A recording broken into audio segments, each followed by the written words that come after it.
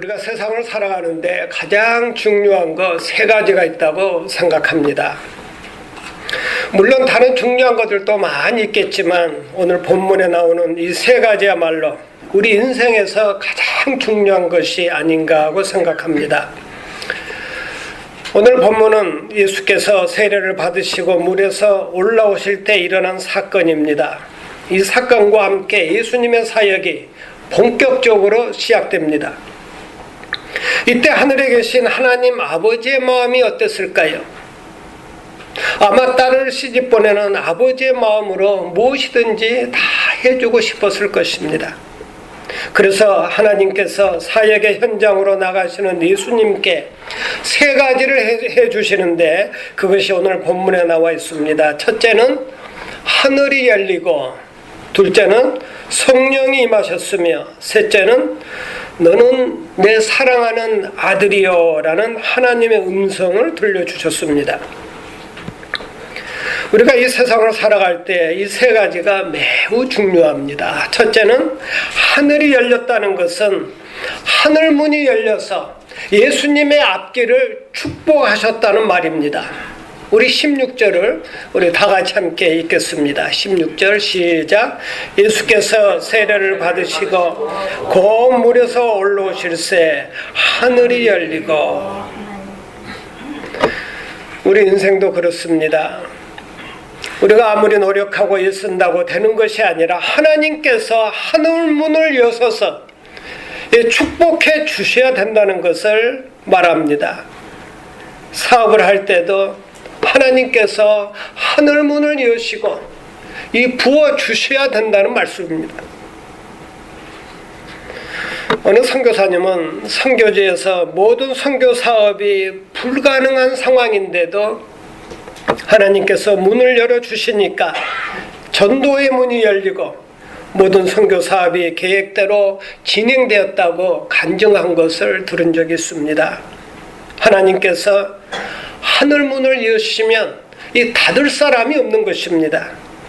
그렇다면 어떻게 해야 하늘문이 열릴 수 있겠습니까?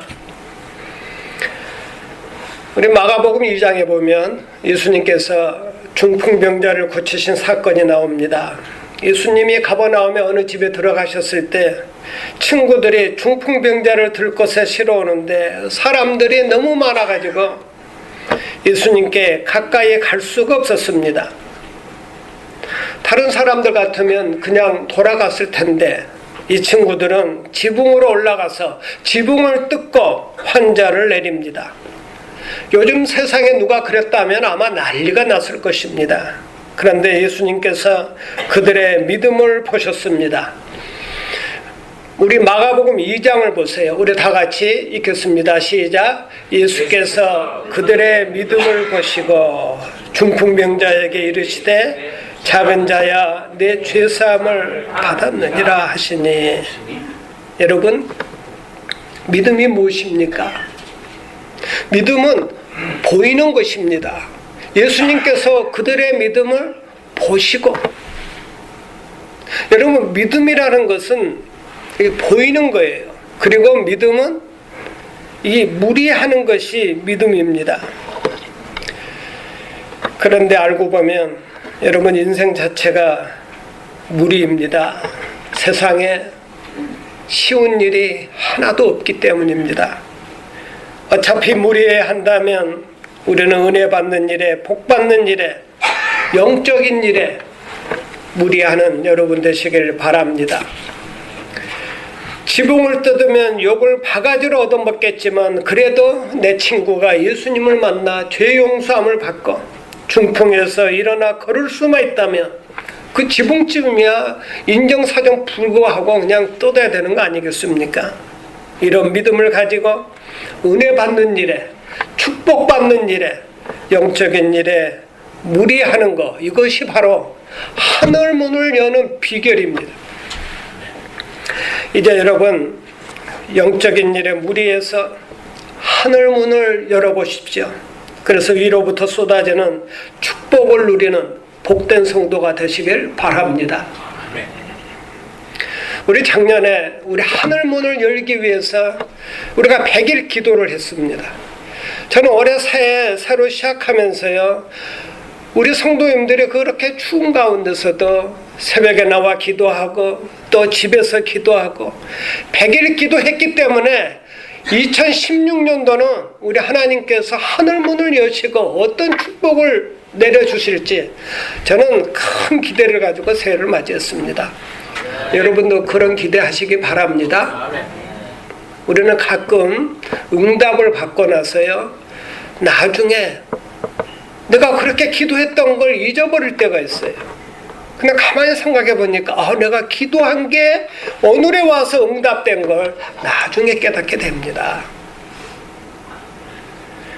올해는 영적인 일에 무리해서 하늘문을 여시고 하늘의 축복을 받는 여러분 되시길 바랍니다. 우리 둘째로 예수님께서 물에서 올라오실 때 하늘이 열리더니 성령이 비둘기같이 임했습니다.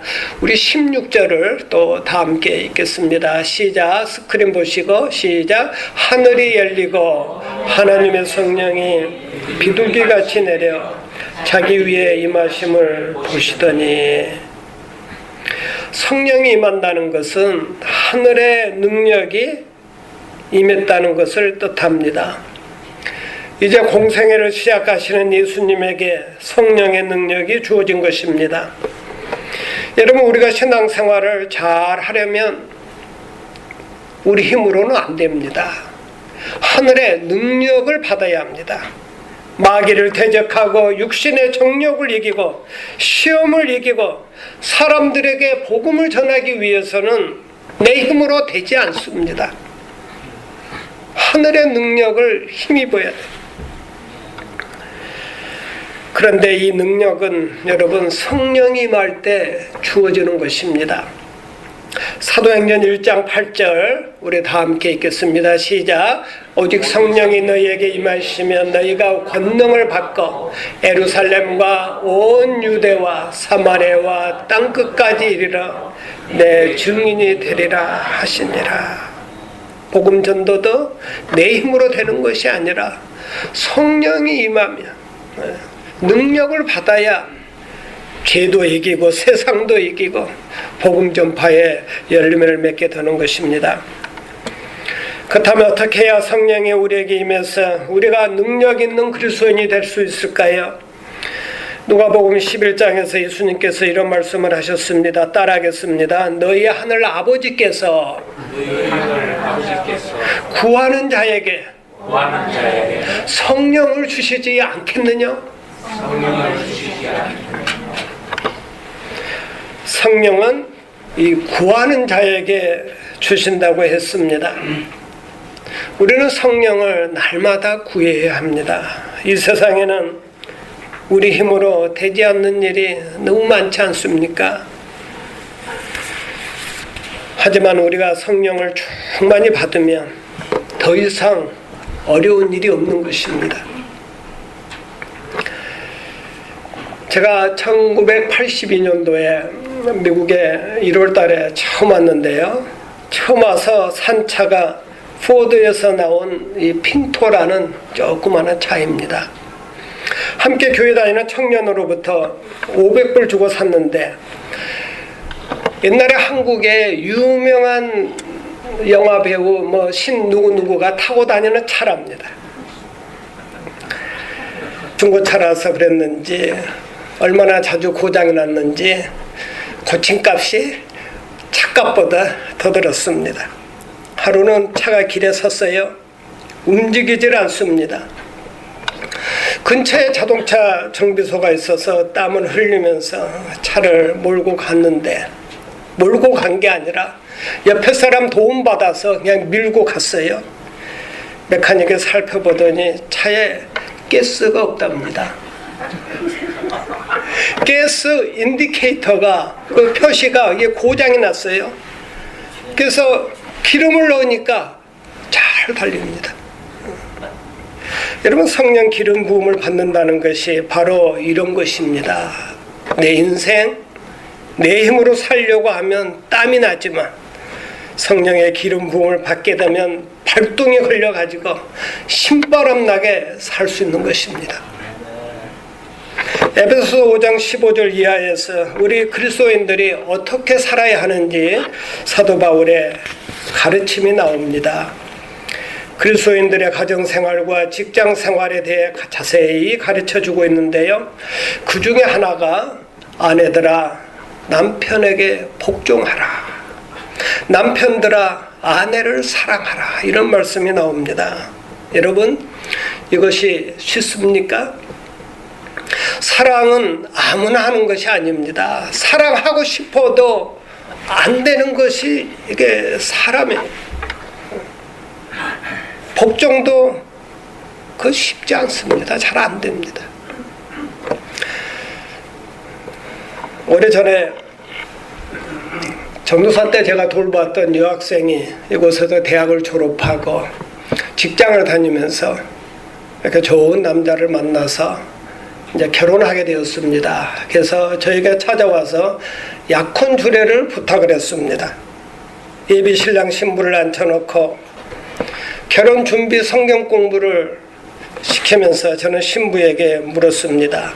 결혼하면 남편에게 복종하겠느냐고 물었더니 이 신부가 하는 말이 목사님 요즘 세상에 어떻게 복종을 합니까? 나는 못합니다.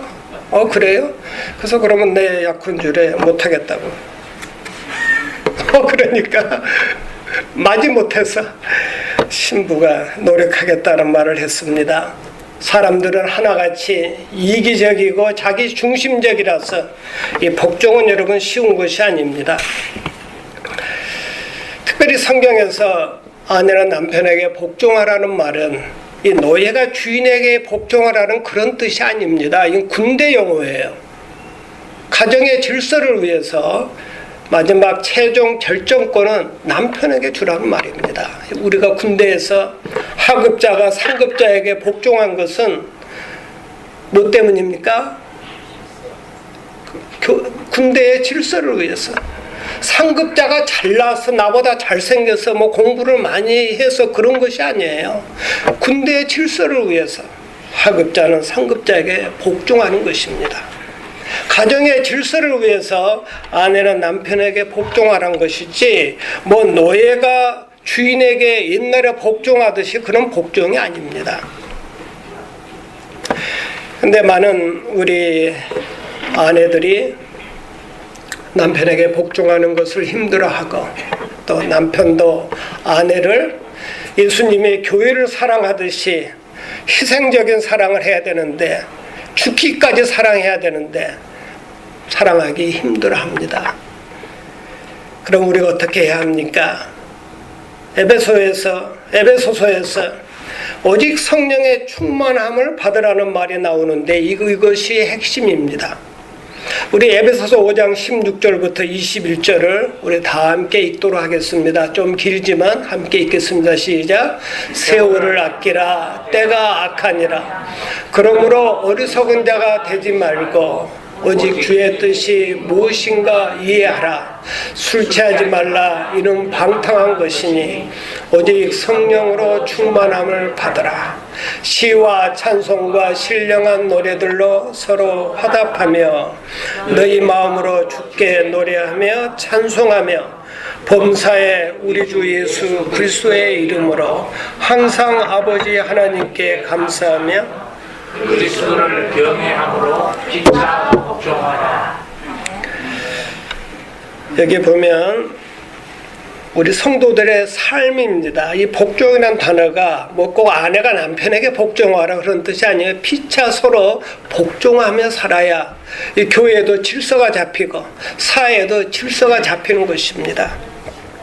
여러분 이 말씀의 순서를 보면 제가 빨간 글씨로 써놓은 게 있어요. 세월을 아끼라. 또 주의 뜻이 무엇인가 이해하라. 성령으로 충만함을 받으라. 시와 찬송과 신령한 노래들로 서로 화답하며 그리고 그 뒤에 뭐가 나옵니까? 범사에 항상 감사하며 피차 복종하라. 무슨 말이에요? 성령 충만해야 입에서 찬송이 터져 나오고 범사에 항상 감사하게 되고 또 서로 복종할 수 있다는 것입니다. 여러분, 오늘날 교인들이 서로 복종하지 못하고 왜 서로들 시기하고 질투하고 미워들 합니까? 성령 충만하지 못하기 때문입니다. 성령으로 충만하지 못해서 범사에 감사가 아니라 모든 일에 불만이요 불평인 것입니다. 저는 오늘 설교 준비를 하면서 한 가지 목회 원칙을 정했습니다. 성령으로 충만하지 못한 사람은 교회에 중요한 일을 맡겨서는 안 된다는 것입니다. 왜냐하면 육신에 속한 사람들은 육신의 열매를 맺기 때문입니다. 작년에 우리 영광교회가 그걸 경험을 했어요. 그래서 온 교회가 시끄러진 거 아니겠습니까? 그러나 성령으로 충만하면 성령의 열매를 맺습니다. 모든 사람을 사랑하게 되고 모든 사람의 허물을 덮어주게 되고 기쁨과 평안이 넘치는 신앙생활을 하게 되는 것입니다. 성령 충만해야 사람이 겸손해질 수가 있는 것입니다. 성령 충만하면 죄도 멀리하게 되고 절제도 하게 되어 비로소 온전한 인간이 되는 것입니다. 여러분, 성령 충만해야 남편은 남편다워지고 또 아내는 아내다워지고 자식은 자식다워지는 것입니다. 그러므로 성령 충만을 위해서 날마다 부르짖어 기도하는 복된 성도가 되시길 바랍니다. 우리 마지막으로 하나님께서 예수님을 향해 이는 내 사랑하는 자라고 선포하셨습니다. 우리 17절을 다 함께 읽겠습니다. 시작. 하늘로부터 소리가 있어 이는 내 사랑하는 아들이여 내 기뻐하는 자라. 이처럼 사람은 살아갈 때 하나님께서 하늘문을 열어주셔야 되고 또 성령의 충만함을 받아야 하고 또 셋째로는 하나님의 사랑을 받아야 합니다. 사람은 사랑을 먹고 삽니다. 밥만 먹고 살 수 없어요. 엔돌핀을 천연 진통제라고 하는데요. 언제 엔돌핀이 나옵니까? 사람이 사랑할 때, 또 사랑받을 때 우리 몸에서 엔돌핀이 나와요. 자식이 죽을 병에 걸려도 엄마가 사랑하는 마음으로 간호하면 낫습니다. 그만큼 사랑은 강한 것입니다. 구약 성경에서 말씀하시죠. 사랑은 죽음보다 강하고. 우리 성경 전체의 내용을 한마디로 요약하면 하나님께서 나를 사랑하신다는 것입니다. Jesus loves me. Yes, I know. 너는 내 것이다. 너는 택한 족속이여 왕같은 제사장이다. 사람이 사랑을 받으면 자신감이 생깁니다. 그리고 이 사랑받은 사람이 다른 사람을 사랑할 줄 알아요. 하나님의 사랑을 내가 넘치도록 받아야 이것이 내 안에 있는 하나님의 사랑이 흘러서 다른 사람에게로 가는 것입니다. 오늘 본문에서 하나님께서 예수님을 향해 말씀하십니다. 너는 내 사랑하는 아들이다. 너는 내 기쁨이다. 세상에서 위로받으려고 하지 마라. 내가 너를 도우리라. 반드시 도우리라. 하나님께서 오늘도 저와 여러분에게 이렇게 말씀하고 계십니다. 우리 예수님은 그 크신 하나님의 사랑을 받았기 때문에 우리 주님께 맡겨주신 그 귀한 사역들을 잘 감당할 수 있었습니다. 그래서 우리 인생도 이 하나님의 사랑을 충만하게 받는 것이 여러분 중요합니다. 그 사랑이 있어야 어떤 시련 속에서도 믿음을 끝까지 지킬 수가 있는 것입니다. 그 크신 하나님의 사랑을 내가 충만히 받아야 이 어두운 세상을 우리가 섬길 수 있고 또 주님의 사랑으로 이 어두운 세상을 아름답게 변화시킬 수 있는 것입니다. 여러분, 여러분, 오늘 본문은 삼위 하나님께서 한 폭의 그림처럼 자신을 계시하고 있습니다. 아들이 세례를 받으시고 성령이 비둘기같이 내려오셨으며 또 하늘 아버지께서 하늘로부터 말씀을 하셨습니다. 여기서 우리는 삼일체 교리의 신비를 보게 됩니다. 하나님은 삼위, three person, 즉 성부, 성자, 성령으로 존재하신다는 것입니다.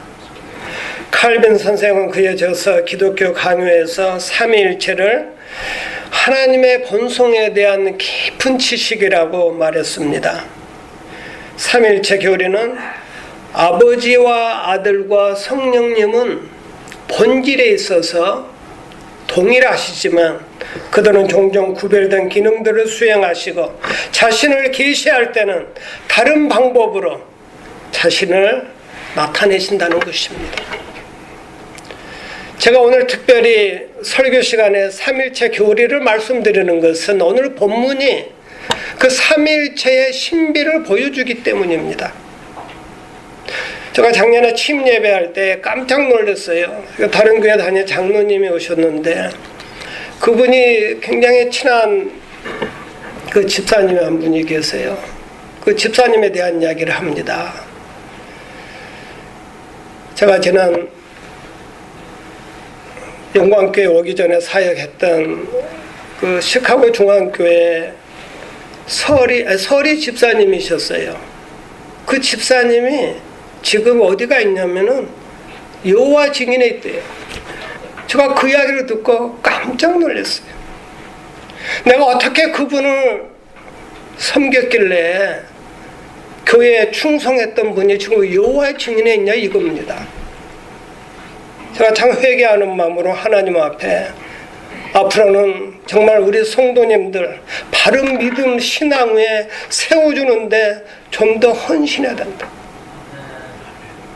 지난 10년 동안 한국에 그 이단 신천지 있지 않습니까? 10몇 년 만에 10만 명을 만들었어요. 그분들이 안 믿는 사람들이 아닙니다. 다 교회 다닌 사람들. 신천지의 목표는 추수꾼 해갖고 한 사람들을 충성파를 교회 안으로 집어넣어요. 그래서 교회에서 충성하다가 목사님한테 인정받고 교인들 다 빼가요. 10년 동안 10만 명을 만들어요. 오늘날 우리 교회가 신앙교육이 제대로 안 돼 있어가지고 그렇게 이단 사설에 그냥 귀가 가려워서 넘어가는 거예요. 제가 조금 전에 이야기했던 그 집사님 같은 경우 여호와 증인들이 주장하는 게 뭡니까? 삼일체 교리 가지고 우리를 혼란하게 만들어요. 예수님은 아들인데 어떻게 아들이 아버지가 되냐 이거예요. 어떻게 대답하시겠어요? 그러네. 아버지는 아버지고 아들은 아들인데 어떻게 아들이 아버지 하나님과 똑같냐 이겁니다. 그게 이해가 안 간다 이거죠. 그렇게 우리에게 접근을 해옵니다. 제가 시카고에서 신학교 다닐 때도 주일날이면 아침 한 9시 반 정도 되면 제가 교회 갈 시간인데 전도사 때였는데 저희 집을 방문하는 여호와 증인들이 있었어요. 신학생 목사 뭐 그런 거 구별 안 해요. 아마 옐로패디 보고 한국 사람이 여기 사는 거 알고 아침 9시가 되면 아주 그 세단 좋은 차가 딱 씁니다. 그래가지고 여자분 2분 남자 1분 해가지고 노크를 해요. 나는 신학생이고 앞으로 목사 될 사람이니까 더 이상 오지 마십시오. 그래도 매주 와요. 보통 사람들 아닙니다. 그분들이 와서 첫 마디가 성경 공부하자 그래요. 요한복음 1장 1절 말씀 딱 꺼내놓고 말씀이 육신이 되어 우리 가운데 오신 그 예수님이 어떻게 하나님이냐 이거죠. 그들하고 성경 공부하다가 영적으로 혼란해져 갖고 그냥 넘어가는 겁니다. 제가 그런 분을 봤어요. 그래서 완전히 그분은 미쳐버렸어요. 그런 분을 제가 돌본 적이 있었습니다. 삼일체 교리와 관련된 성경의 중요한 구절 제가 몇 구절 소개하도록 하겠습니다. 우리 창세기 1장 26절입니다. 우리 다 함께 읽읍시다. 시작.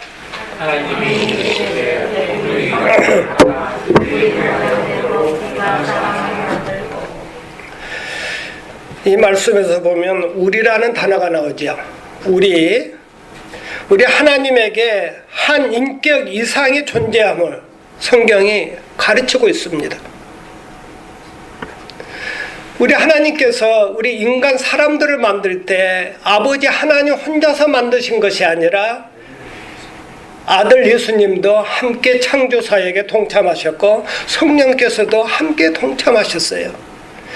구약에서부터 신약 전체까지 이 삼위일체 교리를 지지하는 많은 구절들이 있습니다.